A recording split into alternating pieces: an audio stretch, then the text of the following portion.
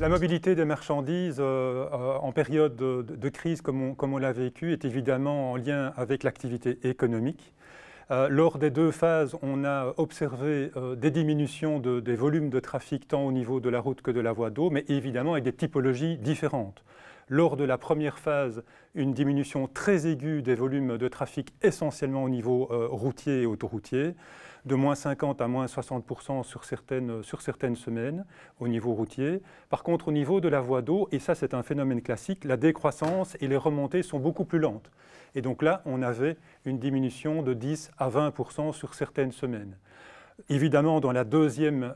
période de la deuxième vague, le profil a été tout à fait différent parce que le niveau d'activité économique, je dirais, a été beaucoup moins ralenti avec des diminutions sur le niveau routier de 10 à 20% sur certaines périodes et au niveau des voies navigables et du transport par voie d'eau de l'ordre de 5 à 10%.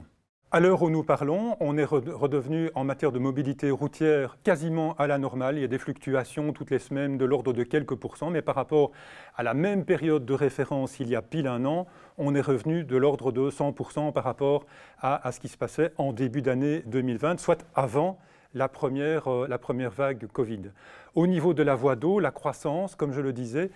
est un peu plus lente et donc nous devons réinvestir quelque part sur la voie d'eau, redonner de la confiance également dans la voie d'eau, où on sait qu'à partir du moment où des parts de marché ont potentiellement été perdues, c'est plus compliqué sur la voie d'eau de les récupérer et donc nous devons travailler pour revaloriser toute une série de secteurs, notamment au niveau de la voie d'eau. Alors je vois deux périmètres sur lesquels on peut faire un focus en matière de ce qui peut venir en matière de mobilité des marchandises dans les prochains mois, dans les prochaines années.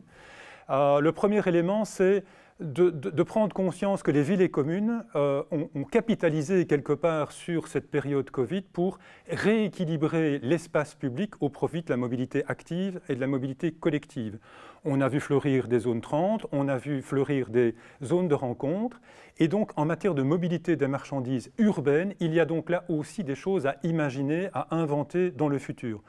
On peut évoquer les vélos cargo, on peut évoquer le domaine de pertinence de la mobilité électrique en ville, on peut évoquer aussi, pour les villes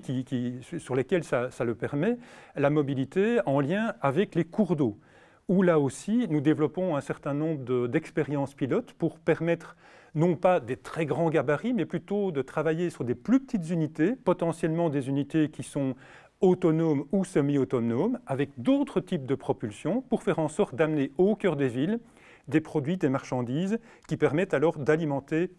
les cœurs de ville à partir de la voie d'eau. Donc le deuxième élément que je peux pointer en matière de perspective dans le futur, c'est de capitaliser sur le fait que pendant cette période Covid difficile, on a eu un regard nouveau sur la proximité, sur les commerces locaux, sur les circuits courts, et que donc là derrière, il y a toute une série de nouvelles filières logistiques de proximité qui permettent d'alimenter quelque part la desserte soit de centres commerciaux, soit de magasins spécialisés, mais soit du porte-à-porte, dans des rayons de 10, 20 ou 30 km, de manière respectueuse vis-à-vis de l'environnement. Et là, je pense qu'il y a aussi de nouvelles formes de mobilité à envisager dans le futur pour quelque part profiter bien entendu de cette proximité de production locale, mais également dans les chaînes logistiques qui vont permettre d'aller toucher les utilisateurs de ces produits, les consommateurs de ces produits, d'avoir aussi des chaînes logistiques qui soient respectueuses de l'environnement.